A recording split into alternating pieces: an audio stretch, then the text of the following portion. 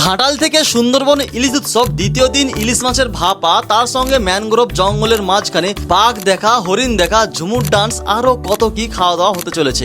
নমস্কার সকলকে, জানা সামন্ত ট্রাভেলসের পক্ষ থেকে। বর্ষাকাল মানেই তো সুন্দরবন ইলিশ উৎসব, আর দ্বিতীয় দিনে সুন্দরবন ইলিশ উৎসবে আমাদের রিসোর্ট থেকে বেরিয়ে সকাল 8টার সময় চলে গেলাম আমাদের এই লঞ্চের মধ্যে। ঝিরঝিরে বৃষ্টি লঞ্চের মধ্যে উঠতেই প্রথমেই ছিল আমাদের গরম গরম লিকার, চা, বিস্কুট। তারপরেই দেখলাম ওইদিকে আজকে ব্রেকফাস্ট থাকতে চলেছে নান, পুরি আর আলু কাবলি ছোলার ঘুগনি। আর কালার দেখতে পাচ্ছ তোমরা কতটা সুন্দর, কারণ আমরা বাড়ি থেকেই পূজারি সঙ্গে নিয়ে গিয়েছিলাম। তারপরেই এত সুন্দর আনলিমিটেড কাবুলি ছোলার ঘুগনি, নান আর একটা করে মিষ্টি ব্রেকফাস্টে দেওয়া হয়েছিল। ব্রেকফাস্ট কমপ্লিট করতেই প্রথমে আজকে আমাদের প্রথম ডেস্টিনেশন চলে এলাম সুধন্যাখালী ওয়াচ টাওয়ার। এখানে 85 রকমের ম্যানগ্রোভ গাছের নমুনা রাখা হয়েছে, সঙ্গে এখানে একটা বড় একটা ওয়াচ টাওয়ার এখানেও রাখা হয়েছে। তোমরা এখান থেকে বাঘ, হরিণ জল খেতে আসছে কিনা সেটা দেখার জন্য বা গতিবিধি দেখার জন্য এখান থেকে ঘোরার পর লঞ্চের মধ্যে গিয়ে দেখলাম আজকের এই ইলিশ মাছের ভাপার জন্য মেন প্রস্তুতি চলছে। সঙ্গে থাকবে 2 পিস করে চিংড়ি মাছের মালাইকারি। তারপরে জঙ্গল দেখতে দেখতে আগেই চলে এলো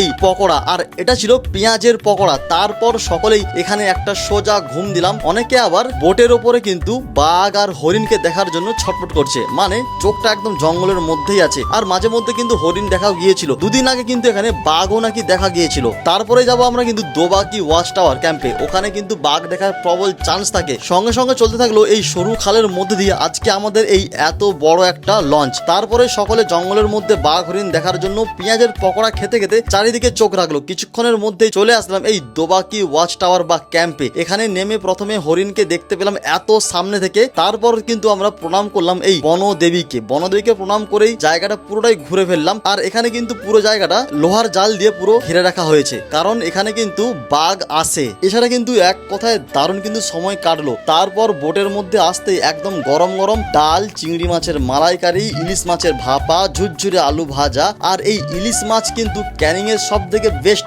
ইলিশ মাছ কিন্তু আনা হয়েছিল। এক একটা ইলিশ মাছের ওজন ছিল 1 কিলো 300 গ্রাম, 1 কিলো 200 গ্রাম করে। আর বাচ্চাদের কথা মাথায় রেখে নুন ঝাল সমস্ত কিছু টেস্ট করা হয়েছে। সঙ্গে ছিল একটা মিক্স ভেজ সবজি। আর মাঝে মধ্যে এমন ঝড় বৃষ্টি চলছে লঞ্চের মধ্যে, সবকিছু একদম এলোমেলো এদিক ওদিক হয়ে যাচ্ছিল। তার মধ্যেই দেখতে পেলাম একটা ছোট্ট বাচ্চাকে এখন থেকেই বাঘের সঙ্গে আর নিজের পেটের সঙ্গে লড়াই করে বেঁচে থাকার জন্য ট্রেনিং নিচ্ছে। তারপরে চলে এলো ফল, ছিল এখানে মশলা মাখানো শশা। এছাড়া ঘাটে এসে ওখানে 2টো বাচ্চাকে দেখলাম আমরা মাখা, বেল মাখা, নানা রকম আচার, চাটনি এসব বিক্রি করেছিল। তারপর আমরা চলে এলাম আজকে আবার পাখিরালয় রিসোর্টে। আসার পর শুরু হলো ঝুমুর গান ও ডান্স।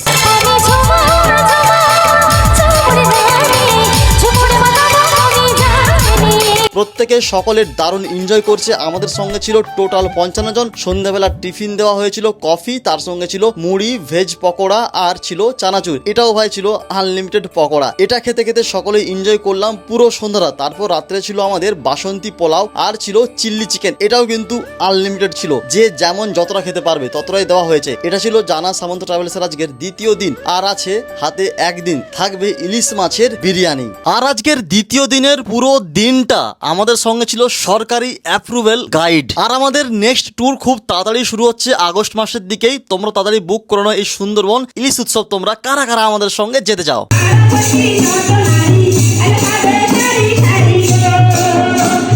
ये रुपया बैंक बैलेंस, जमींदारी, जितने भी डिग्रियां हैं और जितने भी पद है सब यही रह जाने वाले प्यारे। हम तो कई बार कहते हैं कि होश में ऐसे देश में कमा रहे हो जहां से चवन्नी नहीं ले जाओगे, यही सब छुड़ा लिया जाएगा।